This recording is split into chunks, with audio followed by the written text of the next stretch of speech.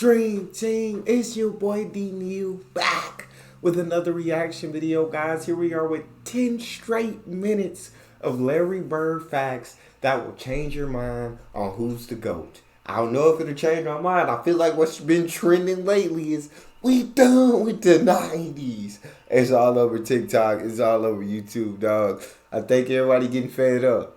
Everybody tired of hearing about how the 90s was so great and amazing and that there was nothing wrong, and today's game is so absolutely awful that they can't watch anymore. Everybody tired of hearing about today's players being dissed, and then so they start pulling up the receipts from the 90s. They say, okay, let's go back, let's get the footage, let's watch it. It's a lot of footage of the 90s that it's a lot of Shaq in a full moments. I'll just say lots of them. But I feel like they're all eras of basketball were great in their own way. But, I mean, as humans continue to evolve, as technology continues to evolve, as the world continues to turn, the game is going to continue to change and evolve, and players are going to become more skilled, and the rules are going to continue shifting, and that's just the way it is. That's human nature. But I feel like every era had their. I respect the greatness of every era in its own way, and I respect the game the way that it was played in its own way. So let's watch some Larry Legend though. Before we dive in, make sure you subscribe, ring notification bell, get a video a thumbs up so it gets suggested. What we got? With a 6'9" inches frame and an unparalleled basketball IQ, Larry Bird was a force to be reckoned with on the court. His silky smooth shooting stroke, combined with a fierce competitive spirit, made him one of the most feared and respected players of his era. Beyond the numbers and accolades, Larry Bird's impact on the game extends far beyond his statistical achievements. He embodied the blue-collar work ethic and the never-say-die attitude of the heartland. His grit, determination, and clutch performances in critical moments became the stuff of legends. Welcome to the Squad Dawkins channel. Here we give you 10 straight minutes of awesome facts on the great Larry Bird. Nobody worked as hard as Larry. He was the first guy there. He was the last guy to leave. He wore that body out with the jumpers and the running and the movement and the concentration and the focus and the discipline and the sacrifice. Yeah, that man would really watch Larry Bird highlights. I've watched plenty of times, but that man legit would sacrifice his body diving after loose balls and all of that, bro. The man had hustle, a drive, tenacity. It was crazy to see when he dived after some of these balls. I was like, he had to know there was no way he could reach it, yet he went after it anyway. It is incredible to watch, but painful as well.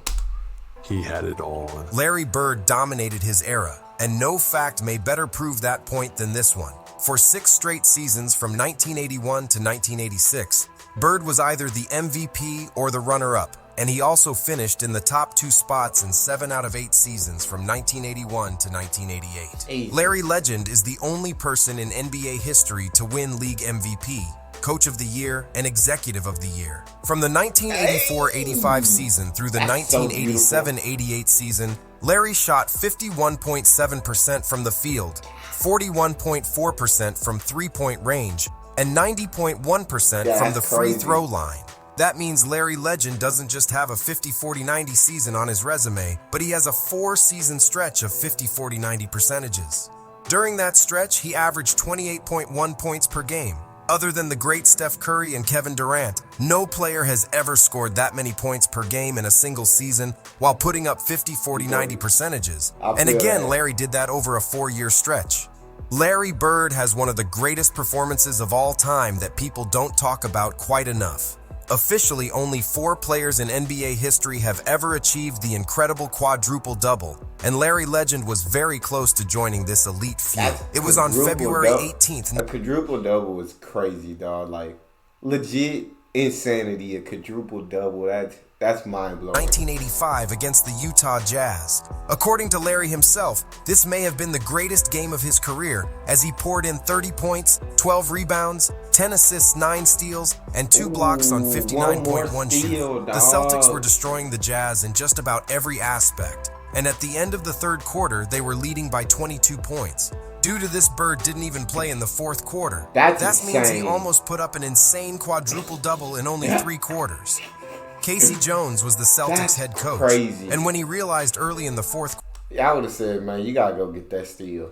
I would have said, Larry, you gotta go get that steal, big. I know you're all about winning and you don't really care about the numbers, but you gotta go get that steal, big dog. quarter, that Larry was only one still shy of the historic quadruple-double, he asked him if he would like to go back into the game, but Bird refused and said he already did enough damage. His shot was just so, perfect, and not only was it perfect, my mother-in-law nicknamed his jump shot Silent Death because when he shot it, the ball just rolled in the air, and it was almost like it was playing a song, the way it was just moving in the air, and then it would just swish through. Larry shot 37.6% from three-point distance, which is an even greater percentage than Damian Lillard's, who now many people are putting in the conversation of the greatest shooters of all time. Dame is in that conversation. I'm a huge Damian Lillard fan. Dame is in that conversation, but that conversation is clear and cut. Who was the best shooter of all time? Man, it's nobody could ever shoot I don't know when there's gonna be another player that shoots as great as Stephen Curry. Man, it's insane to watch him. But I love Damian Lillard, dog. Clutch. Put the rock in his hands. The man shoots from half court like it's effortless. A lot of people got to chunk it at half court. Dame pulls up from half court like he pulls up from right behind the three-point line, dog, which is insane. Larry was also much better from three-point range in the second half of his career over the first. The reason for this is because Larry's rookie season in the NBA was also the year that the NBA introduced the three-point shot, which was 1979. This means that Bird wasn't practicing the three ball throughout his years in high school and college. Instead, he literally developed his three-point shot during his years in the NBA, and he hadn't mastered it until the mid-'80s, which drastically affected his career percentages. On top of that, Bird was an even better shooter when it mattered the most, as he shot 42.2% from three-point range over his career in the NBA Finals. That crazy. finals percentage is greater than the finals efficiency of both Steph Curry and Klay Thompson. This guy was born to play basketball. Seeing him come in and making the adjustment early, taking a team that had won 20 games the year before, next year, they're 40 plus, and the next year they're 60. Larry Bird had one of the best rookie campaigns in recent memory, even if he came when he was supposed to compete with other elite stars like Kareem Abdul-Jabbar and Julius Erving to win an MVP award. The forward averaged 21.3 points and 10.4 rebounds per game, while also showing the capability. His that's an insane rookie season, dog. That's legit an insane rookie season. To average those numbers is wild. To dominate defenses. Unsurprisingly, Larry accumulated MVP votes and managed to finish fourth in the MVP race as a rookie. He immediately turned the Celtics franchise around. A year after winning 29 games, Boston, with Bird leading the charge, won 61 games. Bird won Rookie of the Year, shooting 47.4% from the field, 40.6% from three, and 83.6% from the line. The Celtics had yet another superstar in their history, but this one was seemingly a little different. At age 23, Bird only finished runner-up to Kareem, Erving, and George Gervin in the MVP race.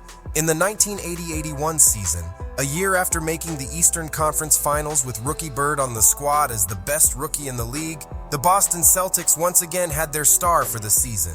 Bird went out with a bang, competing in 82 games. The forward's numbers were very consistent, as he posted 21.2 points and 10.9 rebounds per game, while leading the Celtics to the best record in the East. No team could stop the player when he was cooking as a scorer, passer, and rebounder. The Celtics ended up defeating the Houston Rockets in the NBA Finals, which capped off an all-time great season by Larry and his first NBA championship. Bird finished second 3 times before he finally captured his well-deserved MVP award.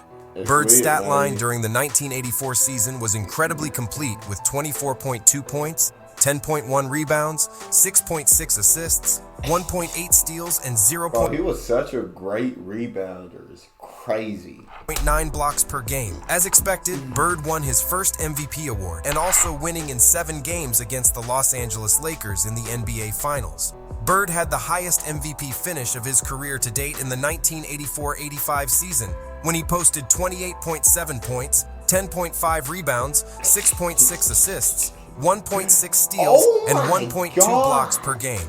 He finished first in the MVP race. The superstar Celtics player came ahead of legends Magic Johnson and Moses Malone. Bird had the numbers to win the MVP award, and the narrative was on his side because the team finished first in the East. Bird began staking his claim as possibly the most dominant talent at the small forward spot in NBA history. Larry was also one of the most clutch players in NBA history. He had numerous game-winning shots in both regular season and the playoffs, and he was known for making the big play when his team needed it most, whether on offense or defense. Larry was arguably the greatest passing forward of all time. His court vision, high basketball IQ, and team play was off the charts. This aspect of his game is sometimes overlooked because of the reality that he played in the same era as Magic Johnson. But as far as 6'9" small forwards go, Larry was as close to Magic's passing skills. Larry averaged a whopping 10 rebounds per game over the course of his career. He wasn't just a solid rebounder. He was one of the all-time greats at it. Among prime... I was looking at his numbers. He's definitely one of the best rebounders of all time, dog. Definitely give him that, man. Very small forwards, Larry has the third greatest rebound per game average in NBA history. These are one of those stats that testify to the hustle and heart that he played with each and every night of his career. Bird was also an underrated defender. Larry played with heart and effort on both sides of the basketball every game. He wasn't the greatest shot blocker, but he did average more blocks per game over his career than LeBron James has. Larry also averaged a high 1.7 steals per game over his career. He was tenacious and scrappy, and he was a quality on-vault defender. He also made 3 all-defense teams in his career. In 1985, Bird was at home with his mother and was wanting to help her build her new driveway. While Bird was out there shoveling gravel for his mom, something happened that would change the rest of his career. Bird brutally injured his back, which would then be an ongoing battle with pain and spasms for the rest of his career.